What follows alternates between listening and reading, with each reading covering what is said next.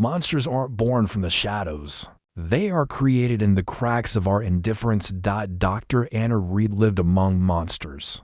They watched her from the spines of hardcover books lining her shelves. Bundy, Gacy, Ramirez. Her entire career was an attempt to impose order on chaos, to find a logical pattern in the most arranged of minds. Her office at Marquette University was a sanctuary of control. Pens lay in perfect parallel, and stacks of case files were meticulously labeled. It was how she managed the maelstrom she studied daily. Her world had rules. It was predictable.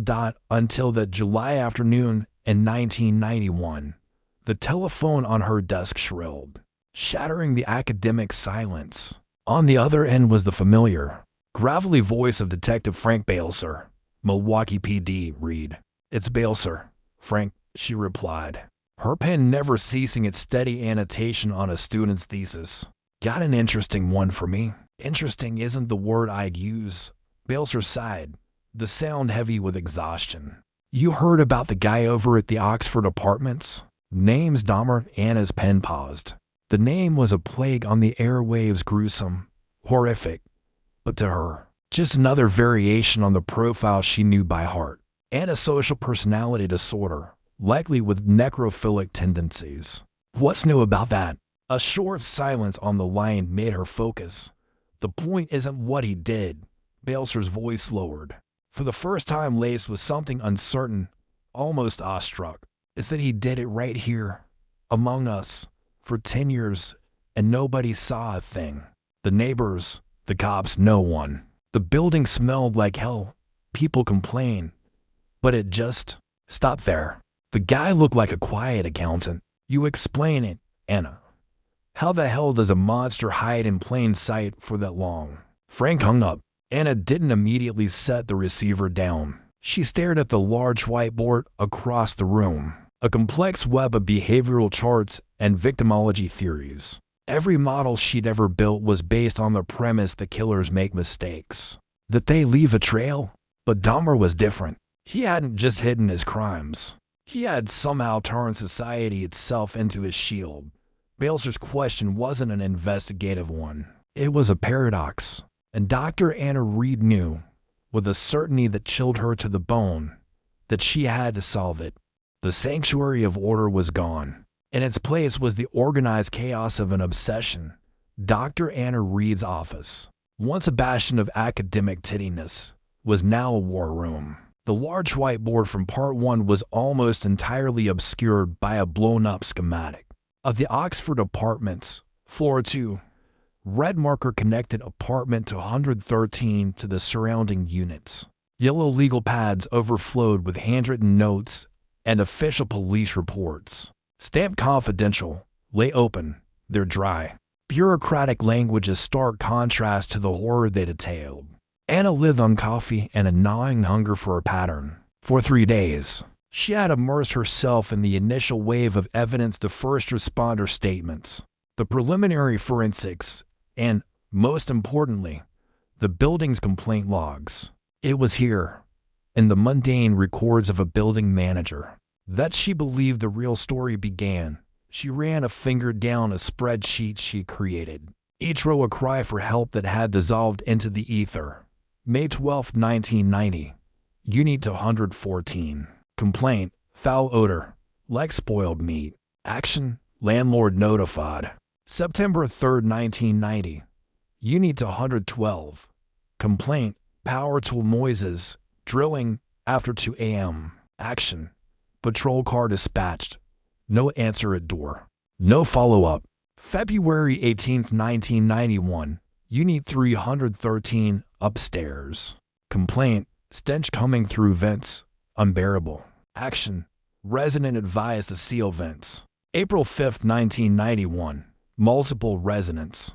Complaint, screaming, sounds of a struggle from 213. Action, dispatched officers spoke with resident Jeffrey Dahmer. He claimed a domestic dispute with his adult boyfriend. Matter resolved. Anna leaned back, the squeak of her leather chair cutting through the silence. It wasn't a lack of warnings. The building was screaming. The problem was, no one was truly listening. She pinned a stack of witness statements to the board. They were all variations on a theme. Pamela Bass, neighbor. Yeah, the smell was awful. We all complained. But what are you gonna do? You don't get mixed up in other people's business here. You just keep your head down, sound they once sent the psalm phone. Father of a victim. We called the police many times. They don't listen to people like us. Andrew Connor, former resident, he seemed like a normal guy. Quiet, kept to himself. That's what you want in a neighbor, right? Anna stood and walked to the board, tracing the layout of the building with her finger. It was a low-income, transient building. People moved in and out. Doors were kept locked not for privacy, but out of fear. It was a community of strangers, a collection of individuals living in forced proximity, but infinite social distance. They weren't a neighborhood. They were a holding pen. And then the first piece of the puzzle clicked into place. Dahmer wasn't just lucky. He was a predator who understood his ecosystem. He had selected a hunting ground where apathy was the primary survival instinct. The residents' desire to remain anonymous, to avoid conflict, to simply get through the day, was the greatest tool in his arsenal. He didn't need to build high walls. The walls were already there, built of social neglect and a tacit agreement to look away.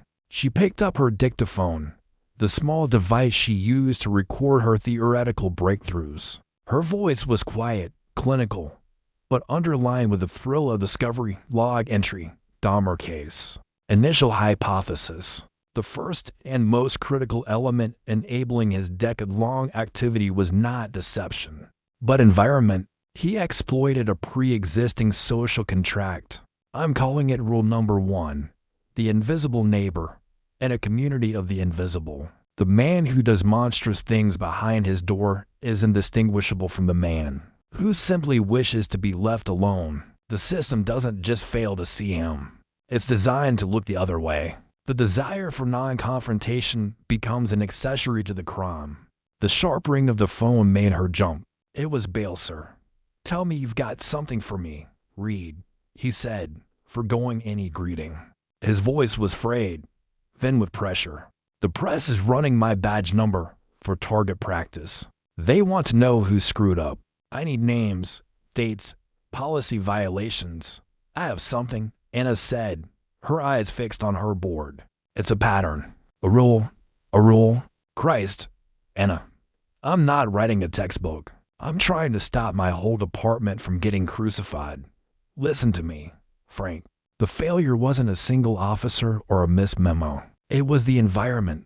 The complaints were ignored because the people making them were considered unreliable. The noises were dismissed because in a building like that, strange noises are the norm. Dahmer thrived on the assumption that no one would look twice. Bailser was silent for a moment. Anna could hear him breathing, a long, weary sigh. So what you're telling me is, everyone is to blame, which means no one is to blame. That's not gonna fly at the press conference. I need something tangible, a person. A mistake, the mistake, Anna countered, her voice hardening with conviction, was thinking that monsters announced themselves. This one didn't have to. He just moved into a place where everyone had already agreed to be deaf and blind.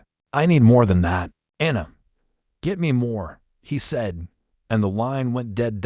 Anna stood in the quiet of her office. The dial tone a dull hum in her ear. Frustration flared, hot and sharp. Bailser wanted a scapegoat, a simple answer to a complex question. He couldn't see the ghost in the machine. He couldn't see that the whole machine was the problem. She turned back to her board. The faces of the victims and the blank facade of apartment 213 staring back at her. Bailser was wrong. This wasn't a textbook theory. It was a diagnosis. And if she was right, the disease was everywhere. Alone in the glow of her desk lamp. She rolled a clean sheet of paper into her typewriter and centered the heading, Rule number 1, the invisible neighbor. The board changed. The cool, architectural lines of the Oxford apartment schematic were pushed to the side, replaced by faces. They were grainy, sometimes smiling, captured from driver's licenses, family photos, and yearbook pages. The clinical red marker was gone, and in its place were the names, ages, and last known whereabouts of the dead.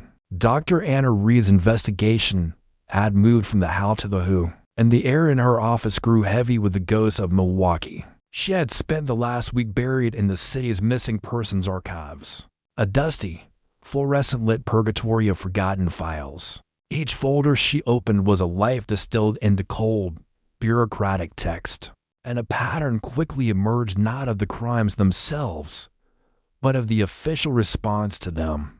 The pattern was an echo, a silence where a siren should have been. Her fingers paused on the stapled photograph of a young man with a hopeful, almost naive smile. Anthony Sears, 26, an aspiring model. The report stated his friends had raised the alarm within days of his disappearance. The official police response was logged a week later. A handwritten note in the margin read, "Subject is known to travel for work without notice. Recommend waiting another 7 days before elevating case status." He was never seen again. She pulled another file. Eddie Smith, 28, a family report was filed, but the case was immediately flagged as low priority. The justification: subject has a minor criminal record and is known to associate with transient individuals. A follow-up was never scheduled. And another. Conorick sent the Psalm phone, 14, the file that screamed the loudest. After his initial escape and subsequent return to Dahmer by police, his family had called the station relentlessly. They were told he was a runaway, that he would turn up. One by one. She laid them out across her large desk, creating a tragic mosaic. They were almost all men of color: Black, Latino, Asian. Many were gay. Some were estranged from their families, living on the fringes. Each file told the same story: a life considered disposable by the system designed to protect it. The dismissive language, the procedural delays, the subtle biases baked into every line. It wasn't just negligence. It was a worldview. Anna stood and walked to her large map of Milwaukee, a fresh box of color pens in her hand. She began to place a pen for the home address of each victim. A cluster appeared in the city's north side, another in Walker's Point, none in the affluent, white suburbs lining the lake. Then, she took a different color pen and marked the location of several high-profile missing persons. Cases from the same era, cases involving young white people. Those pens were surrounded by documented search areas, media coverage reports, and extensive police resource allocation. The contrast was stark, brutal, and undeniable. She picked up her dictaphone. Her voice, when she spoke, had lost its clinical edge. It was tight, strained with a cold fury. Log entry, Dahmer case. Rule number 2 is becoming clear. His victimology was not random. It was a calculated methodology based on a perceived social hierarchy. He didn't just choose individuals. He chose a demographic whose absence would create the smallest possible ripple, whose cries for help would be the quietest. She paused, taking a breath. He was hunting in a nature preserve, one created by our own systemic prejudice. The victims were deemed high risk, their lifestyles considered inherently dangerous, their disappearances unsurprising. Therefore, the official response was minimal. They were forgotten before they were even confirmed missing. Dahmer didn't just count on this. He built his entire method around it. I'm calling it rule number 2, the forgotten victim. Later that day, she met Balser in the basement archive room, the same place she'd found the files.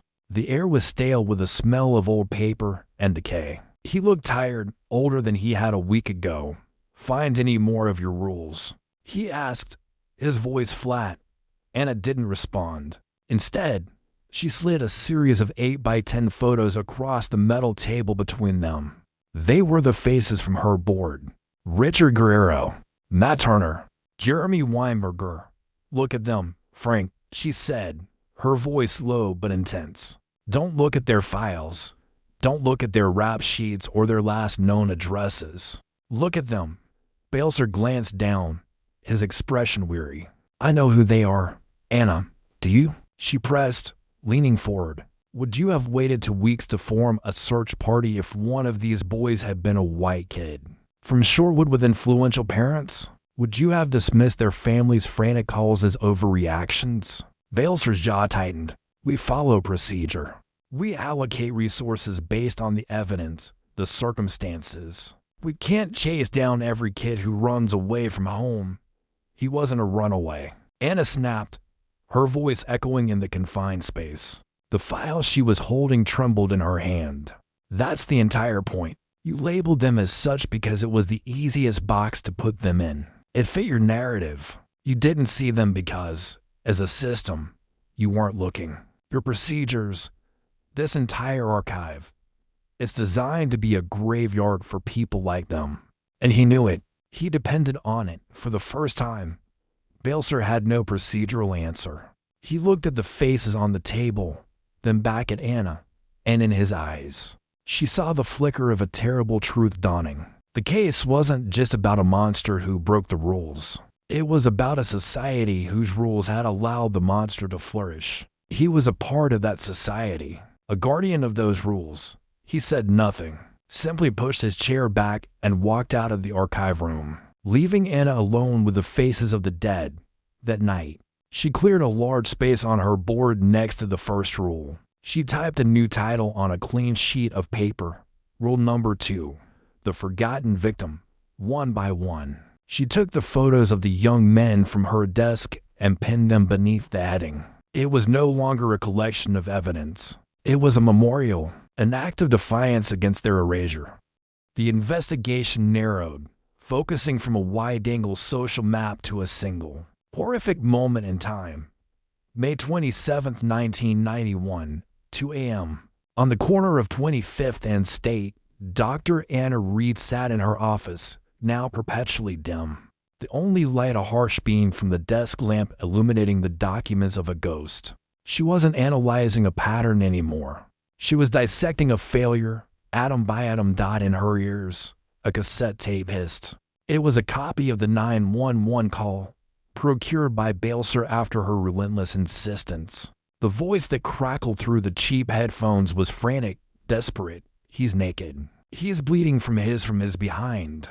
There's a little boy out here. It was one of the callers, Niecy Nash. Ma'am, calm down. What is the location?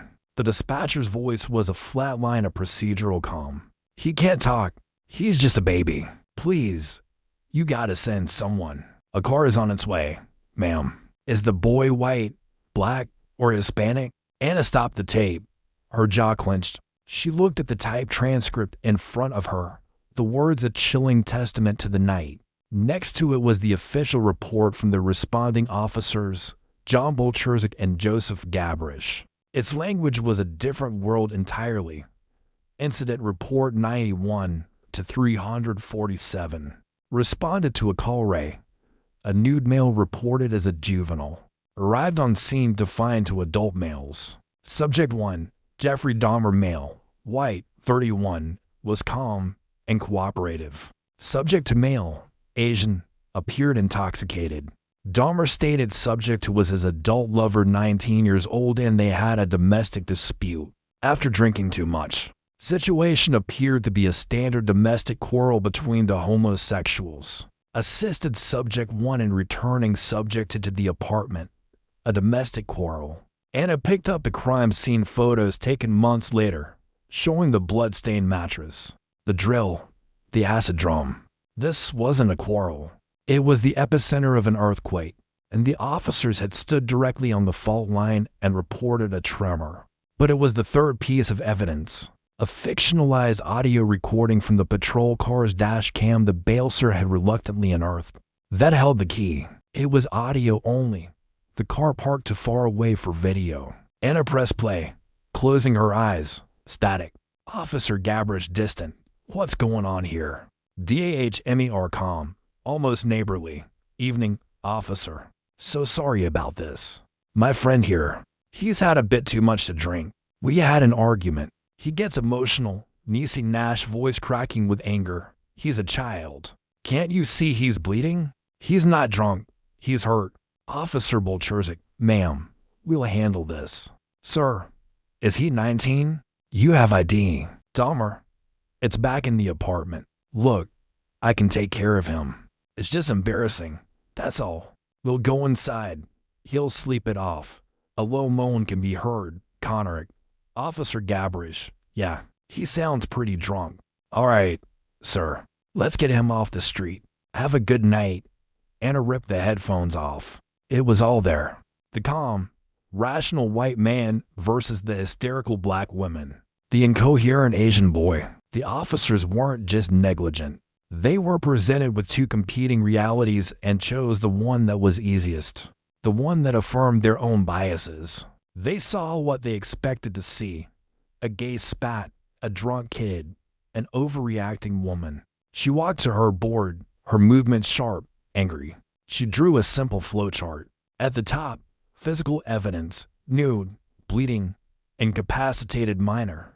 Below it, she drew two branching paths. Path A: testimony, frantic, emotional women of color. Path B: testimony, calm, articulate white man. She drew a thick, bloody red arrow from the top, bypassing path A entirely, and pointing directly to path B next to it. She wrote, conclusion, accepted as truth. Her dictaphone felt heavy in her hand. Log entry. The synthesophone incident is the Rosetta Stone of this case. It demonstrates the active, weaponized use of social bias. The officer's judgment was not clouded. It was guided by a hierarchy of credibility. They were predisposed to believe the narrative of the person who looked and sounded most like them, most like normal. Dahmer's deception was effective only because the system was already primed to accept it. This is not a failure of police work. It is a failure of perception. Rule number 3. The privilege of deception. Credibility is not earned. In our society, it is assigned.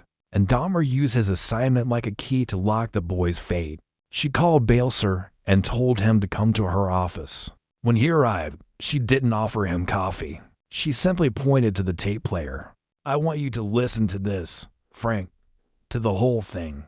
He sat down, his face grim, and put on the headphones. As the frantic 911 call gave way to the street encounter, Anna watched his expression change. His professional detachment crumbled, replaced by a deep, hollowed-out look. The sounds from the tape began to fade, replaced by the sounds of his own memory. Flashback -1991. Milwaukee PD squad room. The room is a cacophony of ringing phones and clacking typewriters. A younger Bailser is at his desk, buried in paperwork from a robbery. Across the room, Officers Bolcherzik and Gabrish are laughing as they type up their report. So the old lady is still screaming her head off, Gabrish says, shaking his head. And the guy is just like, it's cool. He's my boyfriend. Bolcherzik chuckles. Some spat between a couple of fruits. Kid was drunk off his ass. Younger Bailser looks up from his work, a knot tightening in his stomach. Something about the casual cruelty of the description feels wrong. He opens his mouth to ask a question, to say something, but his desk phone rings. A sergeant is yelling about another case. The moment is lost. He turns back to his paperwork, the laughter of the two officers fading into the background noise of the precinct. Present day. Bailser pulled the headphones off, his face ashen. The memory, buried for years under thousands of other cases, was now present, vivid, and damning. I was there, he whispered, his voice hoarse. He wouldn't look at Anna. That night, in the squad room, I heard them talking about it, laughing about it. He finally looked up, his eyes filled with a self-loathing that shocked her. I heard it, and I didn't do a damn thing. Anna said nothing. There was nothing to say. She had uncovered a rule, but he had just confessed to being a part of it later. After he left, she tacked a new page to her board. Its title stark and clear. Rule number 3. The privilege of deception. She looked at the small, grainy photo of Connor synthesophone. The investigation was no longer an academic exercise. It was a reckoning. The obsession had taken root. Dr. Anna Reed's life had contracted to the four walls of her office, a space that now resembled the physical manifestation of a fever dream. The victim photos and case files had breached the confines of the whiteboard. Spreading across the floor, the chairs, the desk, empty coffee cups stood like sentinels amidst the paper graveyard. Sleep was a luxury she could no longer afford. It was a thief of precious research time. Her investigation had become a compulsion, evolving beyond the specifics of the Dahmer case. The rules, as she now called them, were no longer just a framework for one killer's methodology. She began to see them as a universal blueprint for evil. Late one night, under the harsh glare of her desk lamp, she scrawled connections on a fresh legal pad, her handwriting sharp and frantic. Ted Bundy, see rule number 3, privilege of deception. His clean-cut, handsome white male persona was his primary weapon, disarming victims and fooling law enforcement for years. John Wayne Gacy, see rule number 1, the invisible neighbor. A respected contractor, a community man, a children's party clown. He performed his horrors in the crawl space of a home no one dared to question. He was hidden by his own hyper-visibility. The patterns were everywhere, echoing across decades and states. It was a formula, a ghastly social mathematics that allowed monsters to thrive. The thought was both terrifying and exhilarating. She wasn't just profiling a killer anymore. She felt like she was mapping the very architecture of societal denial. Case files from her past work, once neatly stored, were now spilling out of their boxes, fuel for her all-consuming fire. Her apartment, once a sterile refuge, now had chars taped to the living room walls. There was no escape. A sharp knock on her office door made her jump. It was Bailser, a paper cup of coffee in each hand. He surveyed the maelstrom of paper, his eyes lingering on her pale, exhausted face. Jesus, Anna, you look like hell. I feel like I'm finally seeing clearly, she countered, her voice raspy. She gestured wildly at the board. It's bigger than Dahmer, Frank. It's a system, a playbook. He's just the one who followed it to perfection. Bailser handed her a coffee. He looked worried, but underneath it, a spark of conviction had taken hold since their last conversation. I believe you, he said, his voice low. Which is why you need to tell someone who matters. He took a breath. I've arranged a meeting. My CO, Captain Miller. He is by the book, a real company man, but he holds the keys to the kingdom. If you want access to the restricted internal files, the disciplinary records, you have to go through him. Just be smart about it. Stick to the facts. Don't preach. Captain Miller's office was the antithesis of Anna's. It was surgically clean, smelling faintly of lemon polish. The walls were adorned with commendations and a framed photo of Miller shaking the mayor's hand. It was the office of a man who managed optics, not homicides. Miller himself was immaculate, his uniform sharply pressed, his smile a thin, practice line that didn't reach his cold, assessing eyes. Dr. Reed, he began, gesturing for her and Bailser to sit. Detective Bailser tells me you've developed a unique perspective on the Dahmer case, heeding Bailser's warning. Anna laid out her 3 rules with as much clinical detachment as she could muster. She presented the data on urban anonymity, the statistics on missing persons from marginalized communities, and the step-by-step breakdown of the synthesophone incident. She used neutral, academic language, carefully avoiding any overt accusations. Miller listened patiently, steepling his fingers under his chin, nodding thoughtfully. When she finished, he held the silence for a long moment before speaking. This is fascinating. Doctor, truly, he said, his voice smooth as polished glass. But it sounds more like a doctoral thesis than a police investigation. You're talking about social contracts and systemic bias. I'm talking about a depraved individual who butchered 17 human beings. Let's try not to confuse the issue. With all due respect, Captain, I believe they are the same issue, Anna replied, her composure starting to fray. He could only operate that way because the conditions were. The conditions were what, Doctor? Miller interrupted, his smile tightening. Are you suggesting my officers are racist? That this department is institutionally negligent? Because those are profound accusations to be leveling from the safety of an ivory tower. My men and women are on the street every day, making split-second decisions. Balser shifted in his seat, about to speak, but Miller shot him a look that silenced him instantly. "I'm suggesting," Anna said, her voice rising with a passion she could no longer suppress, "that the monster found the cracks in the system you are sworn to maintain, and he used them to his advantage for a decade." The mask of civility finally dropped from Miller's face. He leaned forward, his voice dropping to a low, menacing purr. "The relationship between the Milwaukee Police Department and Marquette University is one of mutual benefit, Doctor. We provide your department with unprecedented access to real-world data. In return, your people provide analysis that helps us close cases and improve procedure. I trust that your future contributions will be more focused on that shared goal." He let the words hang in the air. "It would be a great shame to see our long-standing collaboration hindered by theoretical misunderstandings." The threat was unmistakable. The meeting was over. In the sterile quiet of the hallway, Anna felt a tremor in her hands. Balser walked beside her, his face grim.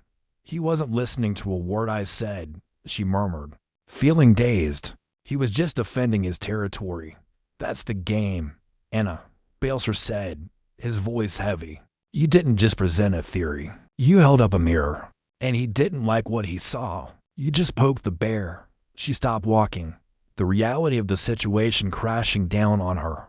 This wasn't an intellectual puzzle to be solved. It was a fight, and the system she was trying to analyze wasn't just a passive, flawed entity. It was an organism, and it would actively, viciously defend itself when it felt threatened.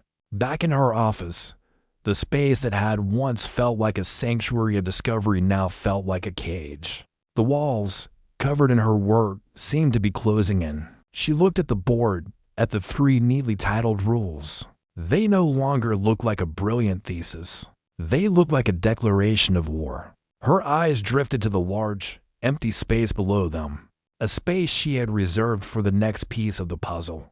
But the path to it was no longer clear. It was blocked by a wall of institutional power, and for the first time in her investigation, Dr. Anna Reed felt a cold spike of fear. The pushback was not a shove. It was the silent, grinding closure of a blast door. It arrived in the form of a crisp, university-crested envelope on Dr. Anna Reed's desk. The letter inside was a masterpiece of bureaucratic castration, signed by a deputy chief she had never met.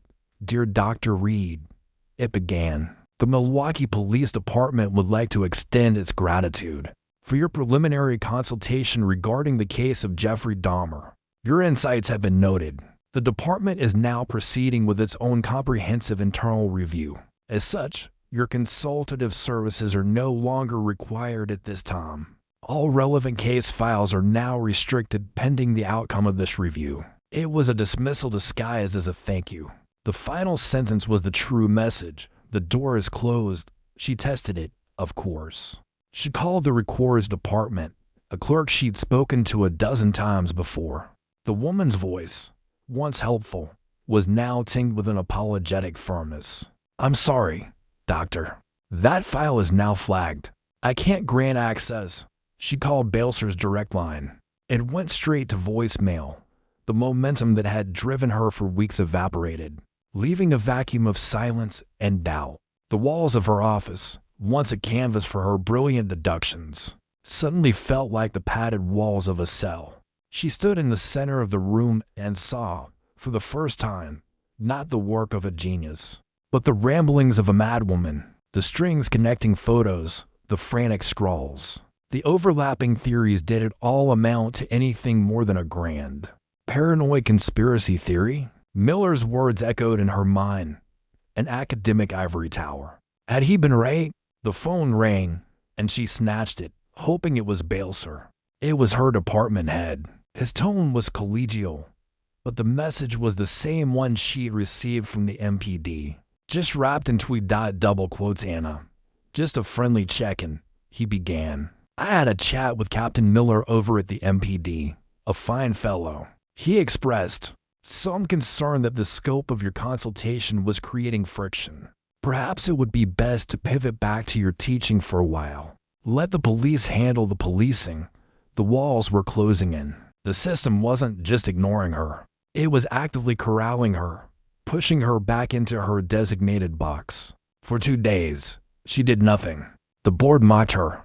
The silence in the office was deafening. The investigation was dead.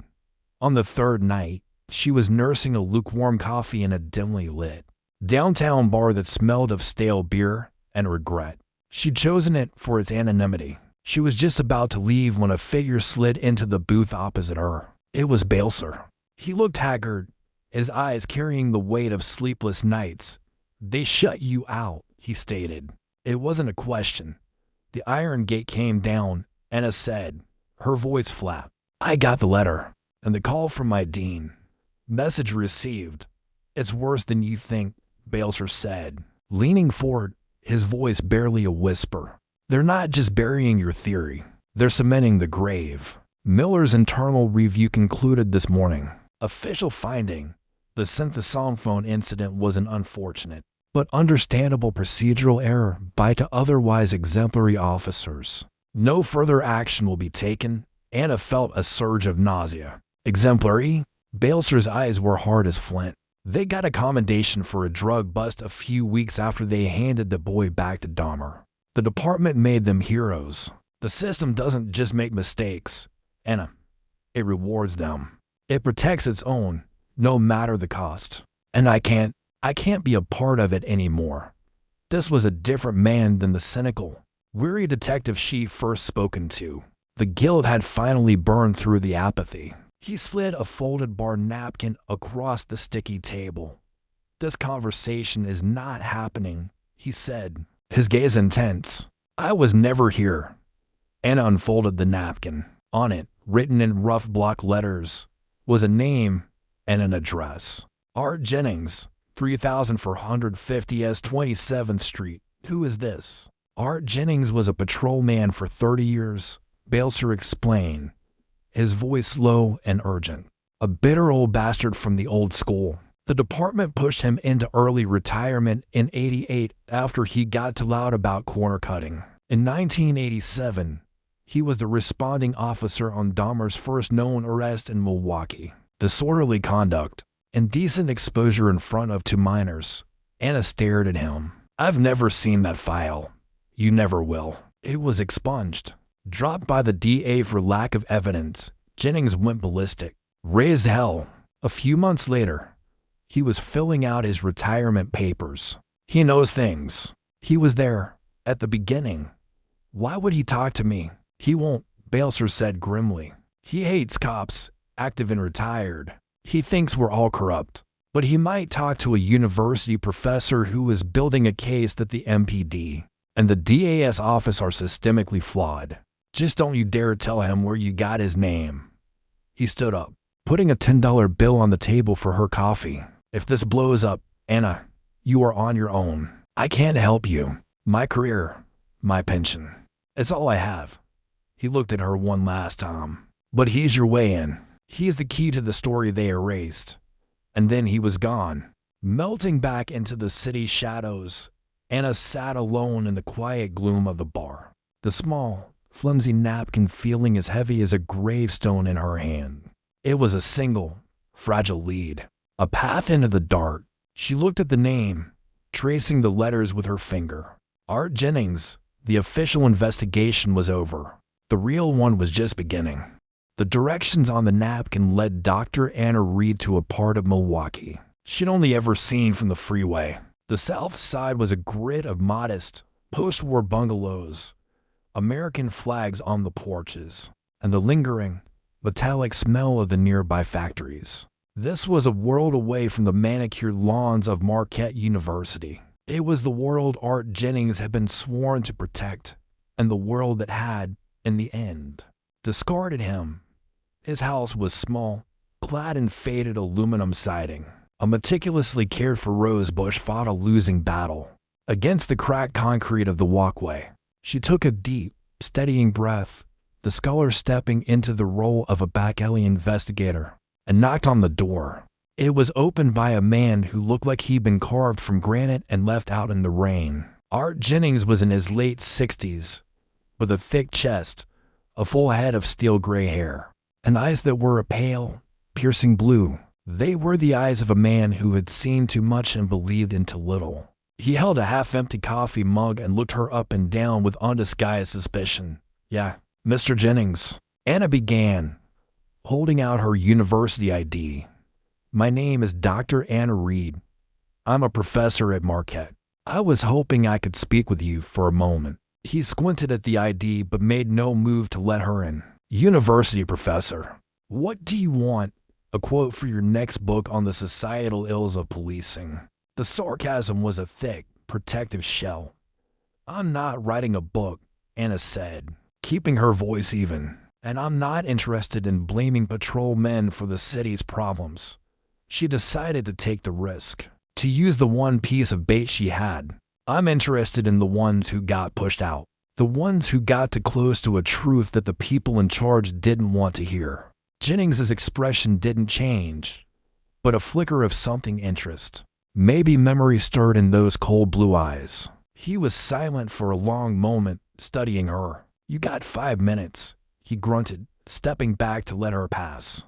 The inside of the house was a museum of a frozen life. On a mantelpiece sat a collection of dusty police awards next to a faded photo of a much younger Jennings in a crisp uniform. The air was thick with the smell of stale cigarette smoke and brewed coffee. He gestured to a worn vinyl chair at a small kitchen table and sat opposite her, cradling his mug like a shield.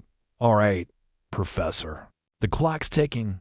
They told you to let it go, didn't they, Officer Jennings?" Anna began, her voice quiet but firm. "After the Dahmer arrest in 1987, the disorderly conduct, the indecent exposure, they told you it was a minor offense, that the boy's father was a good, church-going man, and that you should focus on real police work.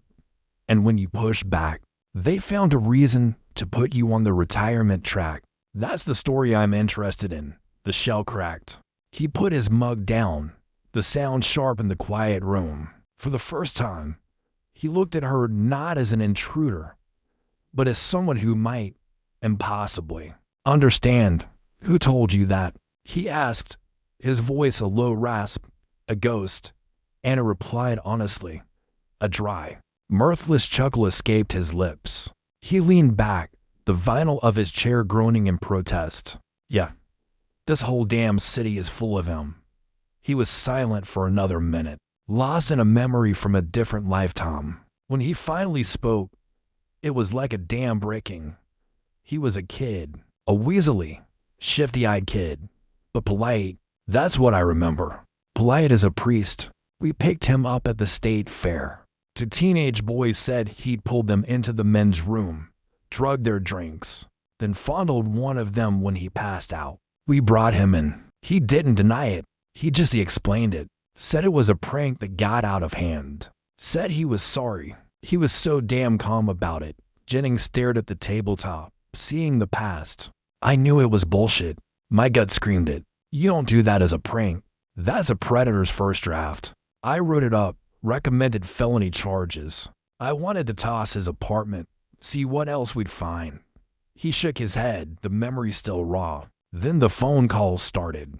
First my lieutenant, then a call from the DA's office. Some slick kid in a suit telling me Dahmer's father was a research chemist, an upstanding member of the community. Said the family was mortified. Said the boy was troubled but not a criminal. They didn't want to ruin a nice boy's future over a youthful indiscretion. His hands clenched into fists on the table. A youthful indiscretion. I told them what I thought. I told them this kid was a time bomb. They told me I was overreacting. The DA dropped the charges to a misdemeanor. A fine, probation, the record was sealed. And I was told, in no uncertain terms, to let it go. As he spoke, the final piece of Anna's puzzle slid into place with chilling precision.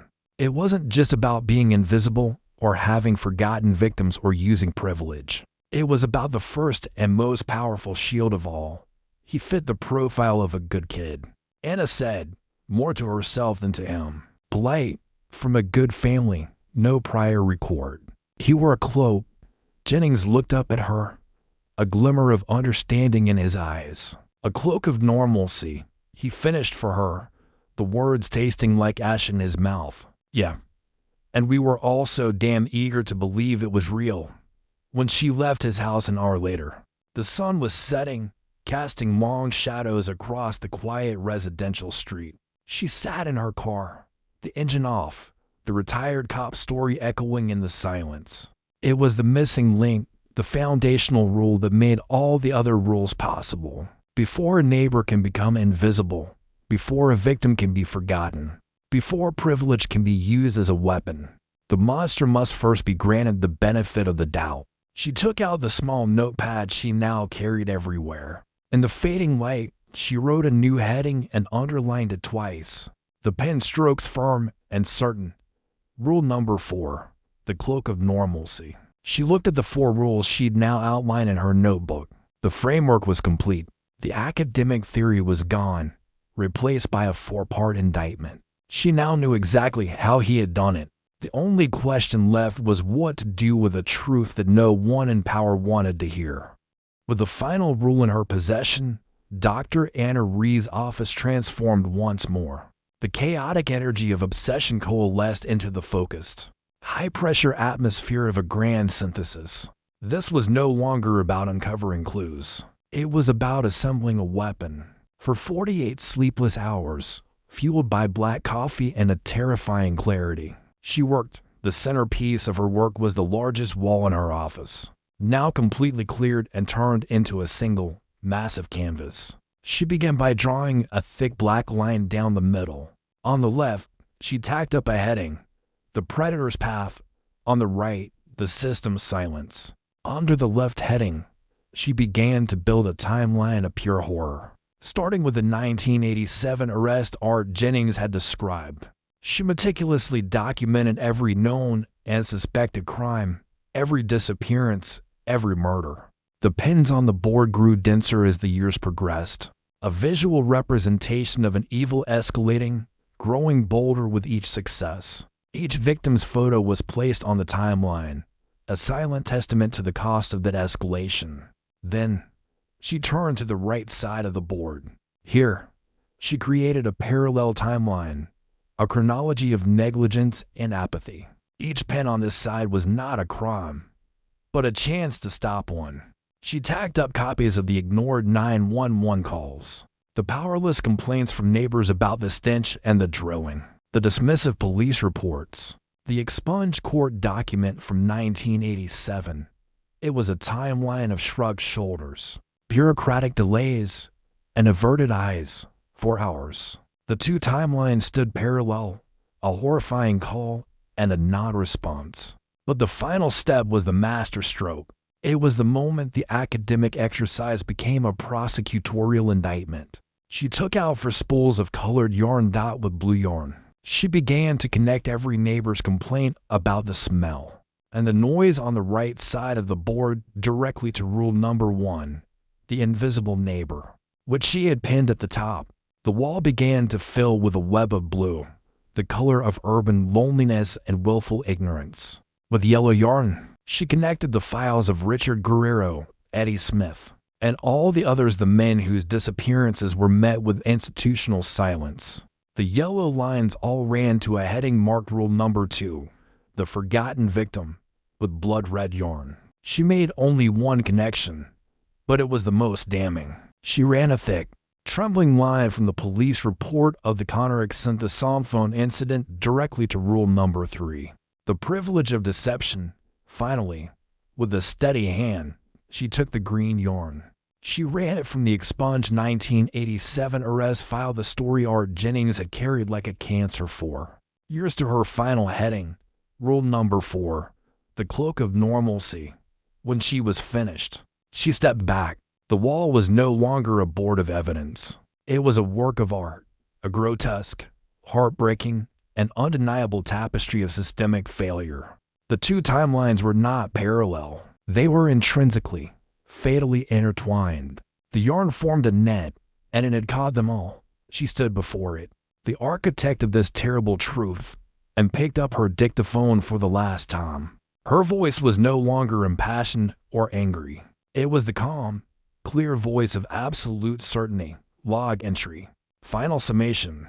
The Jeffrey Dahmer case is not the story of a lone monster operating in the shadows. It is the story of a predator who thrived in the blinding daylight of our own indifference. My research has identified 4 foundational principles, or rules, that acted in concert to provide him with a decade of impunity. These are not his rules. They are ours. She took a breath, her eyes tracing the web on the wall. The system is not broken. What I have uncovered is a system working to perfection, just not for the public it is sworn to serve. It functions to protect itself, to maintain the status quo, and to ignore the inconvenient. Rule 4. The cloak of normalcy provides the initial access. Rule 2. The forgotten victim provides the targets. Rule 1. The invisible neighbor provides the hunting ground. And Rule 3. The privilege of deception acts as the master override, the fail-safe that negates all other evidence when the system is directly confronted. This was not a conspiracy of intent. It was a conspiracy of inaction, a machine built by everyone and no one, whose primary function was to remain undisturbed. She turned off the recorder. The diagnosis was complete. Now, she had to perform the surgery.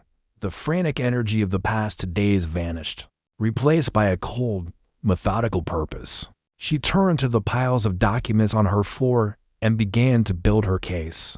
She worked through the night, using the university's heavy-duty photocopier to duplicate every damning report, every contradictory statement, every ignored plea.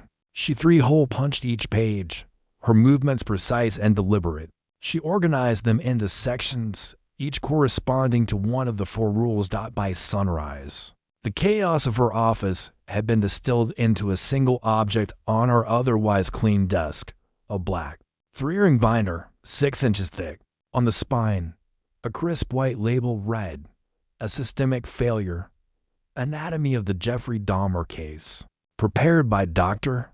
Anna Reed." It was her weapon, her truth, her burden. She sat at her desk, the first rays of dawn cutting through the blinds. She felt a profound and unsettling calm. She picked up the phone and dialed from memory. After 2 rings, a tired voice answered. "Bail, sir. Frank, it's Anna," she said, her own voice steady, devoid of fear or doubt. "It's finished. I have the whole picture now, and it's undeniable." She paused, letting the weight of her words settle. "Set up another meeting with Captain Miller. This time, he'll listen." The walk to Captain Miller's office felt different this time. There was no uncertainty, no academic deference. Dr. Anna Reed walked with a slow, deliberate pace, the heavy 3-ring binder held firmly in her hand. It wasn't a report. It was a payload. Beside her, Detective Balser was a silent, imposing presence, his expression grim and resolute. He wasn't her handler anymore. He was her witness. The secretaries in the outer office fell silent as they passed, their typing faltering. They could sense the shift in the barometric pressure. This was not a meeting. It was a trial. Miller was seated behind his large mahogany desk, a fortress of polished wood and brass nameplates. He'd weaponized his smile, turning it into a display of condescending authority. "Dr. Reed." "Detective," he began, his voice dripping with false pleasantry. "I must admit, I was surprised to get your request. I thought our business was concluded." "It is," Anna said, her voice cool and even. She did not take the seat he offered. Instead, she walked to the front of his desk and placed the black binder on its gleaming surface. The sound was a dull, definitive thud. "This is my final report. My conclusions." Miller eyed the binder as if it were a venomous snake. He chuckled, a dry, dismissive sound. "A bit theatrical, don't you think, Doctor? I've already read your theories. You've heard my theories," Anna corrected him. "Today, you're going to see the facts." She snapped open the binder's rings, the sound echoing in the tense silence. "Let's start with rule number 1, the invisible neighbor. You dismissed this as sociological nonsense. Perhaps you'll find this more tangible. She pulled out a thick sheaf of papers and placed them squarely in front of him. Exhibit A.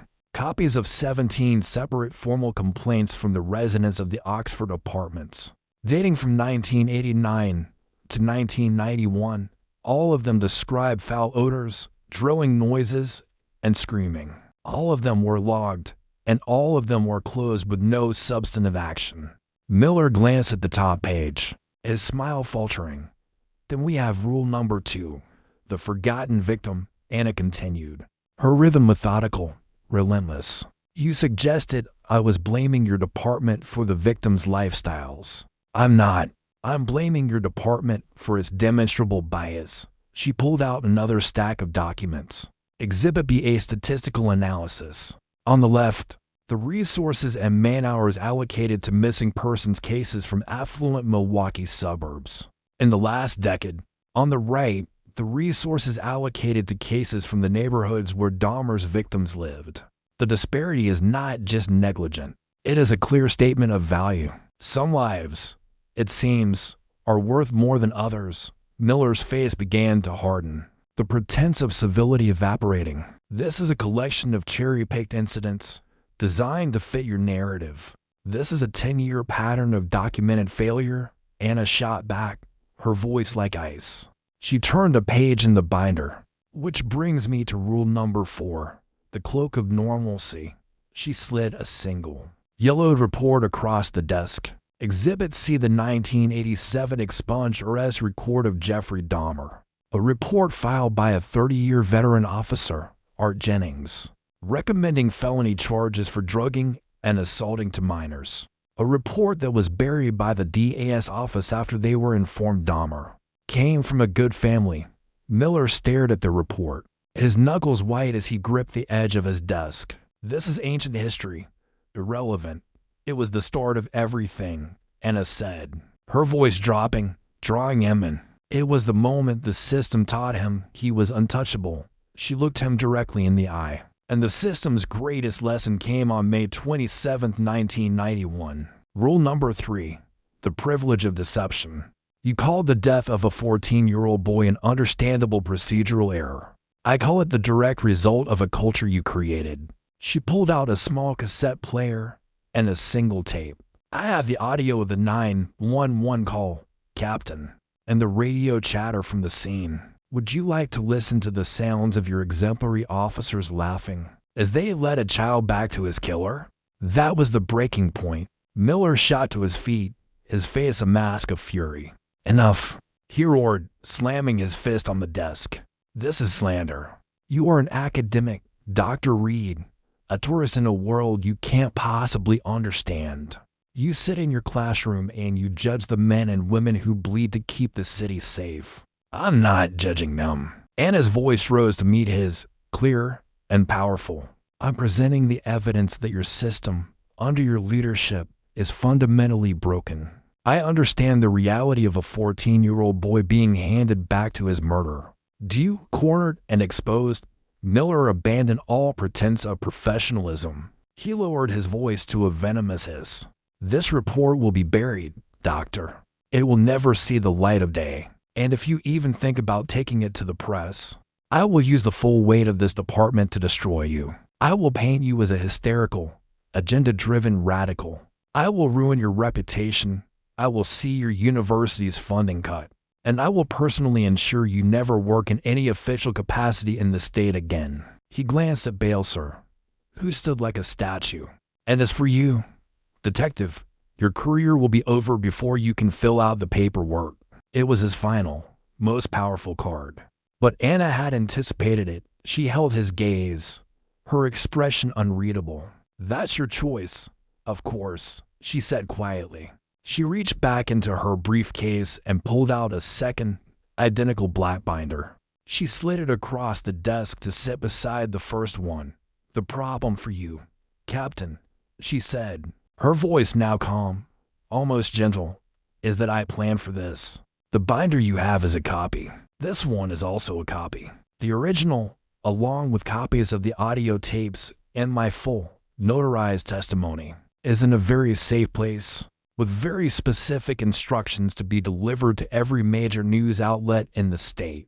Should anything happen to me or to Detective Balser, she leaned forward slightly, her voice dropping to a whisper. So you have a choice, not about whether the truth comes out. That is no longer in question. Your choice is about how it comes out. Will it be in the form of a quiet, internal reform that you, as a forward-thinking leader, can take full credit for? Or will it be a public firestorm, an uncontrollable inferno of lawsuits and federal investigations that will burn this department and your career to the ground? The truth is coming, Captain. The only question is whether you'll be standing with it or crushed under it. She stood up straight and nodded to Balser. They turned and walked out of the office, leaving Captain Miller standing alone, stunned into silence, staring at the two black binders on his desk. They no longer looked like reports. They looked like bombs dotted in the hallway. The silence was absolute. Balser stopped and looked at Anna, not as a detective to a consultant, but as a soldier to a general. The respect in his eyes was absolute. My God, Anna, he breathed. What happens now? Anna looked down the long, empty corridor, towards the exit. Now, she said, her voice steady. We wait for the earthquake. The earthquake did not begin with a tremor. It began with a quiet, suffocating pressure. Captain Miller, cornered but not defeated, did not engage in open warfare. He engaged in assassination by bureaucracy. The first blow landed 2 days after the confrontation. Dr. Anna Reed was summoned to the office of her department head.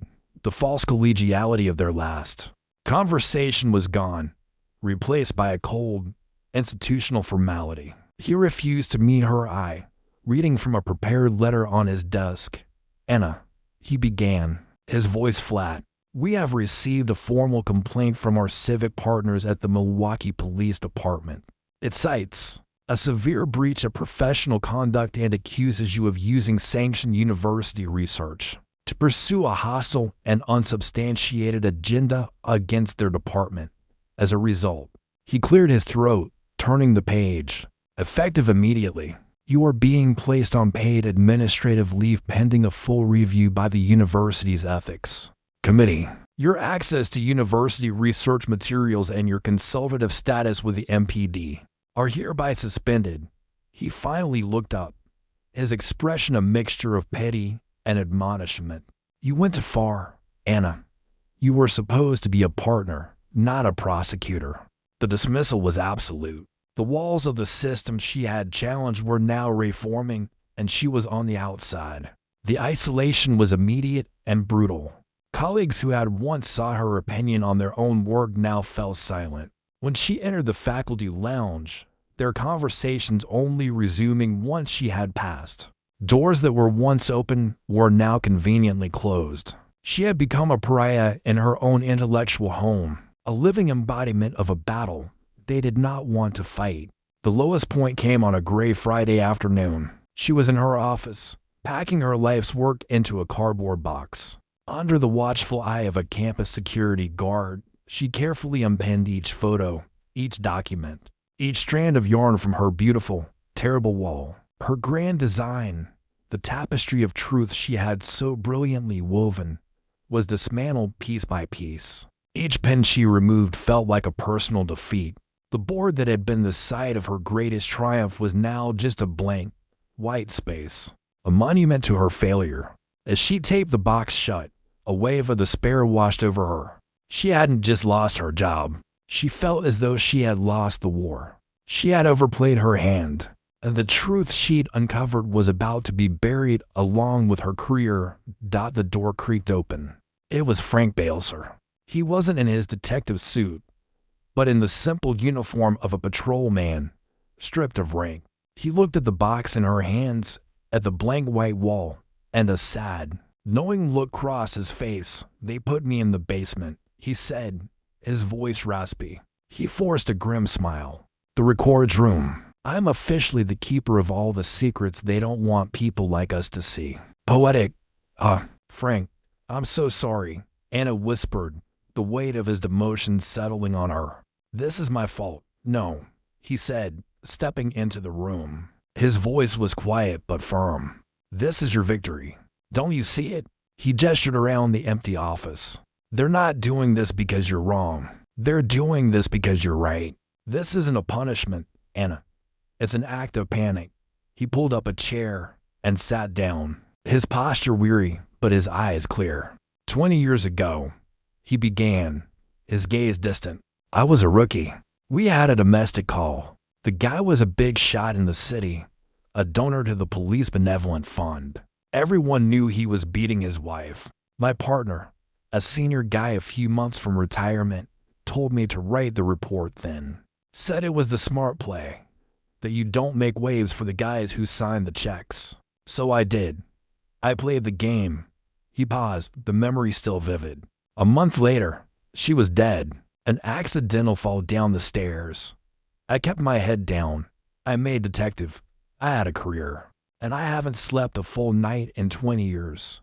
He leaned forward, his eyes locking onto hers. "What you did in Miller's office. That was the first honest piece of police work I've been a part of in a decade.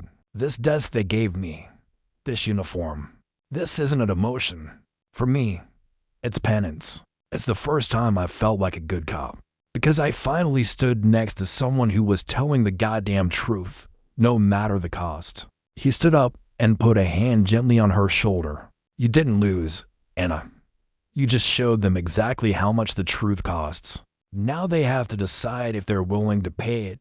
After he left, Anna stood in the silent, empty office for a long time. Balser's words had reframed everything. The shame she felt began to recede, replaced by a slow-burning ember of resolve. This wasn't a defeat.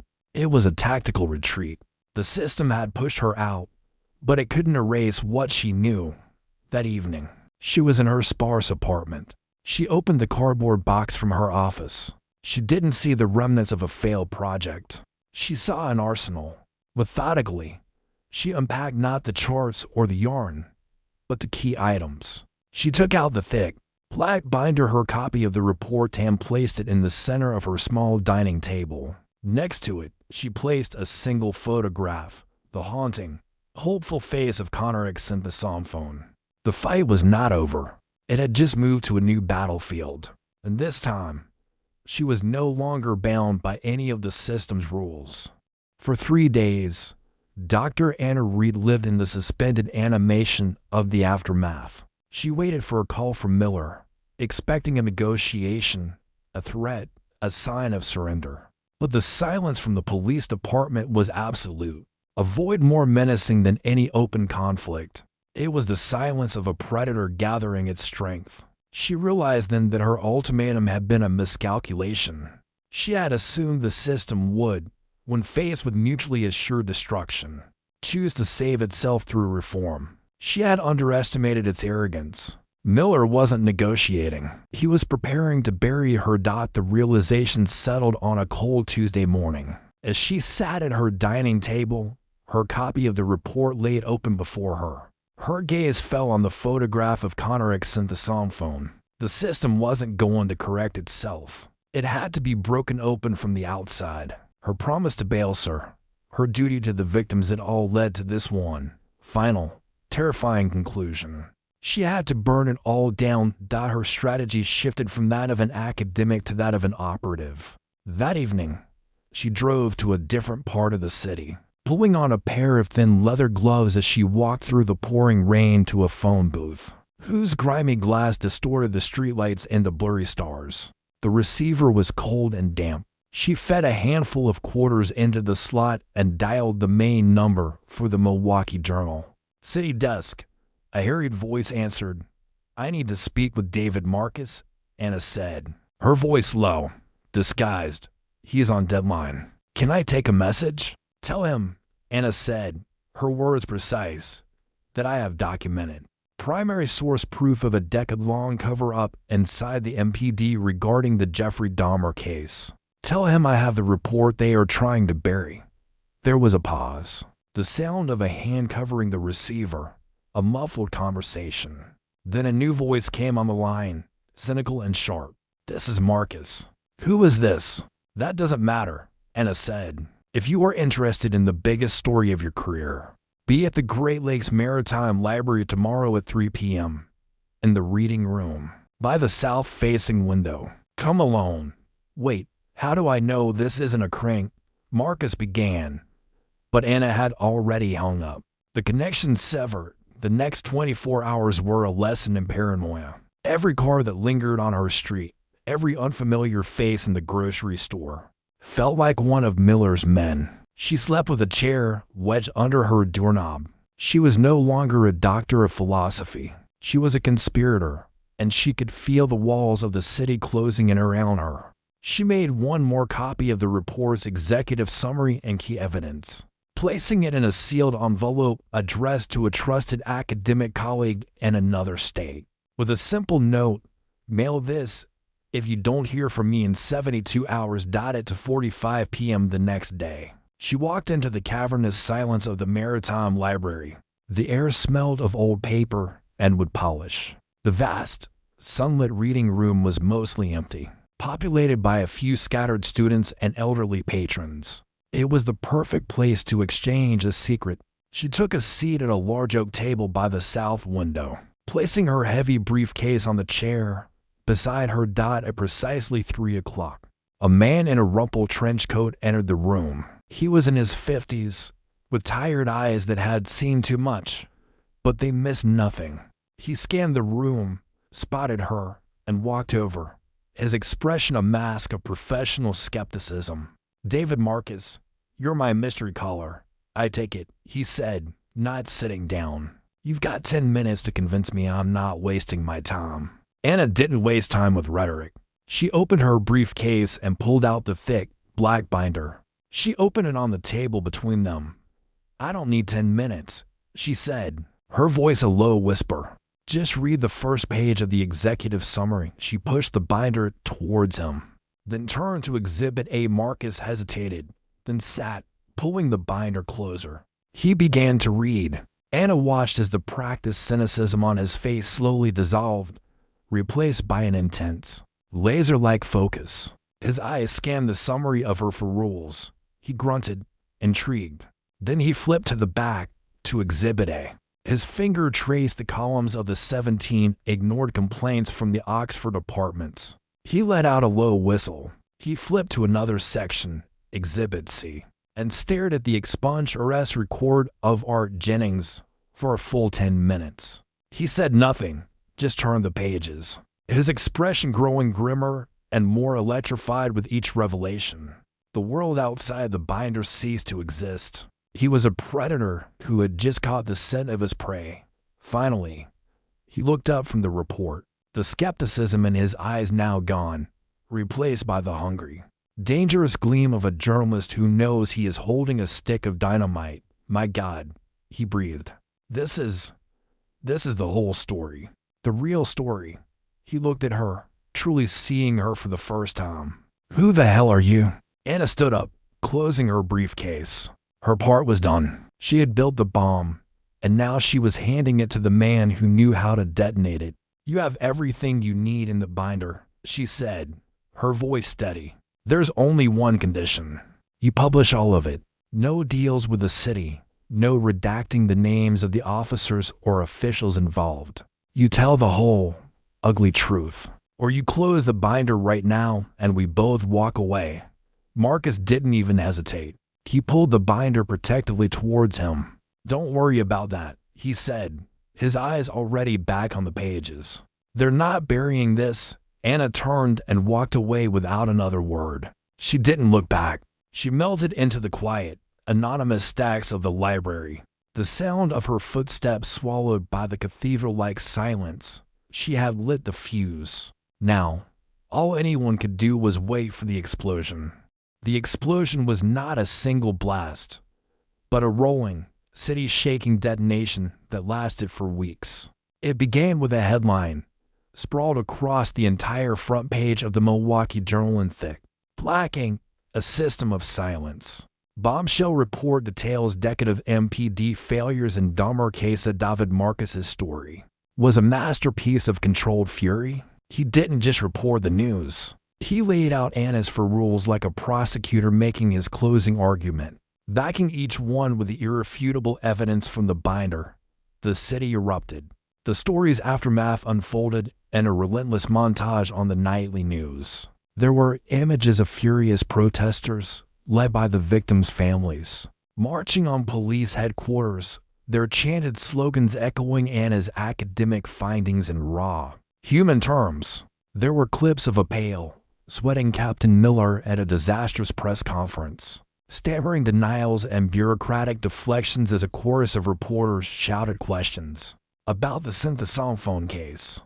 There were interviews with former residents of the Oxford apartments, now finally empowered to speak, their voices thick with anger and regret. The official response was swift and unavoidable. A stern-faced councilman announced a full-scale, independent investigation. The U.S. Department of Justice launched its own civil rights probe into the MPD's practices. Officers John Bolcherzik and Joseph Gabrish, once lauded as heroes, were fired. Captain Miller, facing a vote of no confidence and multiple lawsuits, tendered his resignation in disgrace. The machine, so long impenetrable, had finally broken amidst the chaos.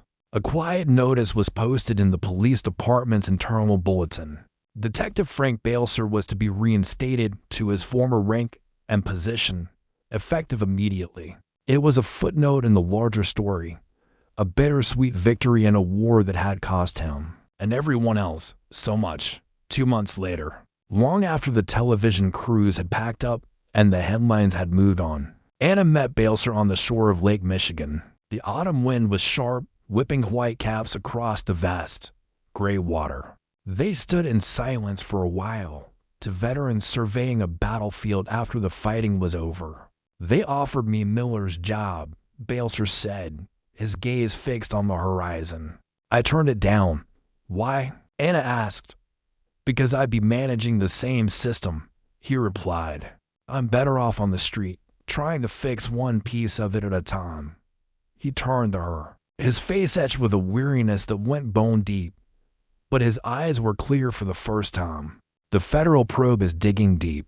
They're changing the missing persons protocols, mandating new bias training. It's a start, a messy, ugly, long overdue start. Because of you." Anna said nothing. Her contract with Marquette had been terminated, the official reason being irreconcilable professional differences.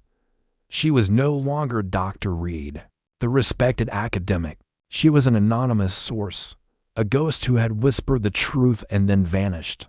It was the price of the victory. Was it worth it? Balser asked quietly. Anna looked out at the endless water. "The truth doesn't have a price," she said. "You just decide if you're willing to pay it." 3 years later, the lecture hall was smaller, the university less prestigious, but the minds were just as hungry. Dr. Anna Reed stood at the front of the class.